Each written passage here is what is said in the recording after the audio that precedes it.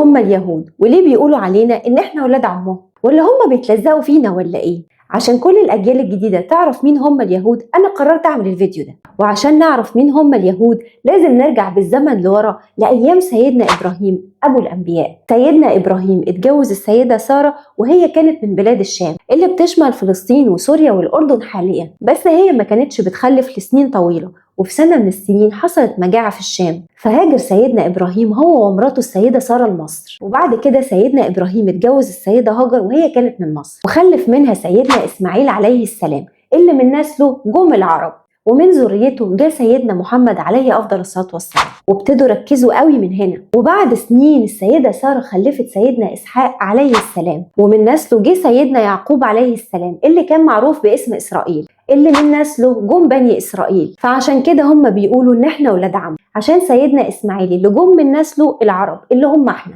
وسيدنا إسحاق اللي جم من نسله بنو إسرائيل اللي هم ما يتسموش. هم أصلا الاتنين إخوات ولاد سيدنا إبراهيم عليه السلام، فعشان كده ولاد دول ولاد دول ولاد عم، ولاد عم في عينيهم. طيب إيه اللي حصل بعد كده؟ وليه وهم من أصل نبي يعملوا كده؟ هقول لك يا سيدي. سيدنا يعقوب اللي كان معروف باسم سيدنا إسرائيل اللي هو ابن إسحاق ابن السيدة سارة، خلف 12 ولد منهم سيدنا يوسف عليه السلام، عارفينه طبعا. كان سيدنا يوسف قريب لباباه اللي هو كان سيدنا يعقوب، وسيدنا يعقوب كان بيحبه جدا، واخواته كانوا بيغيروا منه جدا عشان حب أبوهم ليه، فأخدوه ورموه في الجب.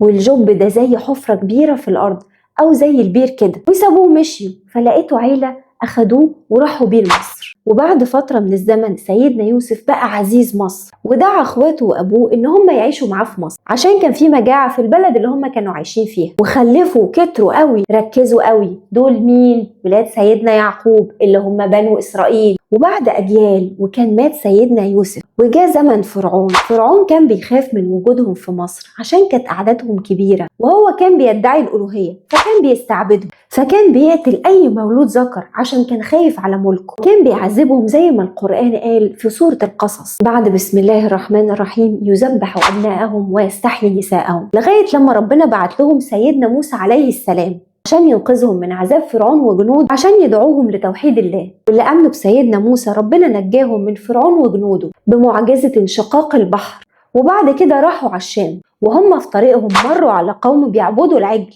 فقالوا سيدنا موسى: اجعل لنا إلها كما لهم آلهة. تخيلوا بعد معجزة انشقاق البحر ده البحر اتفلق نصين عشان هم يعدوا بعيد عن جنود فرعون وظلمه وطغيانه، وكل ده حصل قدام عينيهم. فغضب منهم قوي سيدنا موسى وسابهم وراح عشان يكلم ربنا. ولما رجع لقى قوم منهم بيعبدوا العجل فعلا، فسيدنا موسى غضب جدا ونزل عليهم الآية دي: بسم الله الرحمن الرحيم: فتوبوا إلى بارئكم فاقتلوا أنفسكم ذلكم خير لكم عند بارئكم فتاب عليكم. وفي الوقت ده كانوا بيقتلوا نفسهم تكفير عن ذنب الكفر، لحد لما ربنا رفع عنهم العذاب ده. يتعظوا بقى ويتهدوا؟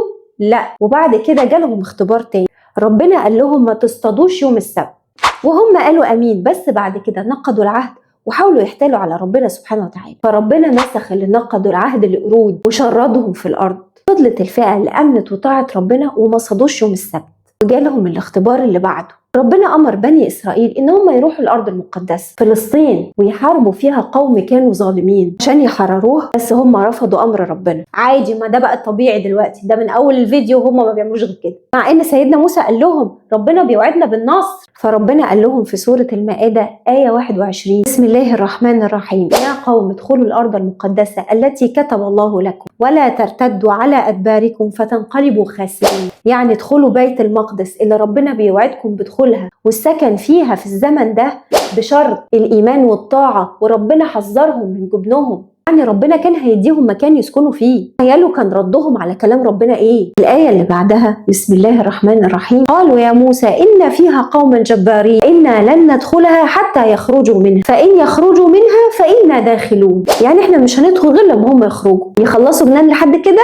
لا، دي كمان وصلت بيهم الوقاحة ان هم قالوا سيدنا موسى: اذهب أنت وربك فقاتلا إنها هنا قاعدون، روح أنت وربك حاربهم، إحنا مش هنتحرك من هنا. فسيدنا موسى غضب منهم جدا وقال بسم الله الرحمن الرحيم: قال ربي إني لا أملك إلا نفسي وأخي فافرق بيني وبين القوم الفاسقين. فحكم عليهم ربنا إن هم يتوهوا في الأرض 40 سنة. ولما انفصل سيدنا موسى وأخوه عن بني إسرائيل، تاهوا بني إسرائيل في صحراء سيناء، وفضلوا تايهين وضايعين في الصحراء لمدة 40 سنة. كانوا بيمشوا مسافات طويلة جدا، وبعد كده يكتشفوا إن هم رجعوا لنفس المكان اللي كانوا فيه. فضلوا كده لغاية لما بدأوا يموتوا واحد ورا التاني، يلا أحسن على فكرة، لغاية لما انتهى الجيل ده وجاء الجيل اللي بعده، ودول آمنوا بنبي الله يوشع بن نون، وهو اتذكر في سورة الكهف بسم الله الرحمن الرحيم: وإذ قال موسى لفتاه. وفي حديث للنبي صلى الله عليه وسلم بيقول: قام موسى خطيبا في بني إسرائيل فانطلق هو ويوشع بن نون، وحكم سيدنا يوشع بنو إسرائيل بأحكام التوراة وفتح ليهم بيت المقدس.